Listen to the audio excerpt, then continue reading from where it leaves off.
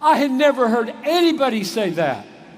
John Piper, your problem in the Christian life, your problem is not that your desires are too strong, but your desires are too weak.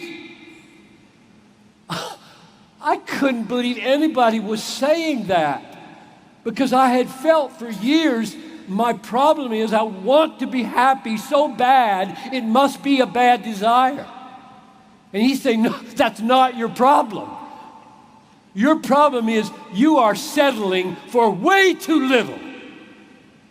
And he finishes it with this amazing sentence that I've never forgotten. We are half-hearted creatures, fooling around with drink and sex and ambition when infinite joy is offered us.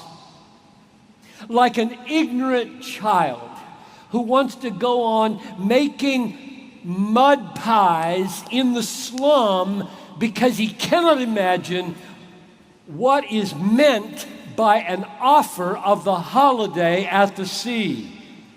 We are far too easily pleased. When God commands you to praise Him, He's being loving. And Lewis gave me the answer to how that can be, because he said, if God is supremely enjoyable, and you are enjoying His beauty, His excellence, His worth, His power, His wisdom, His grace, if you're enjoying Him and He commands you to give expression to that enjoyment, that praise is bringing the joy to completion, to consummation. And therefore, He's loving you. He's wanting you to complete your joy, because He's the only place where it can be found. That was revolutionary for me to think of praise that way. The consummation of your joy in God. The essence, which is what I ended with this morning, is that God is most glorified, most praised in you when you are most satisfied in Him. So praising is the consummation of joy. It's the completion of joy, but joy is the essence of praising. So the last argument this morning was that God is most glorified in you when you're most satisfied in Him. So the glory of God depends upon your pursuing pleasure in God. It's the essence of it. The argument just before that was love. You can't love people if you don't pursue your joy in God, because loving people is the overflow of joy in God that meets the needs of others. Remember, it is more blessed to give than to receive.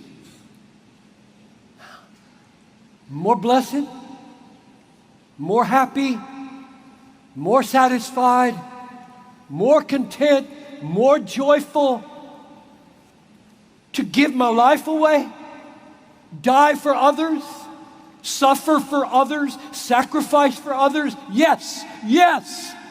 So I discovered that joy in God is a peculiar kind of thing.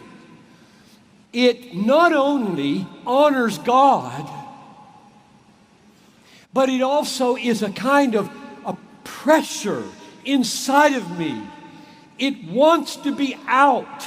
It wants to draw you in, because the way it works is that joy in God gets bigger if I can include you in it, so that your joy in God becomes part of my joy in God.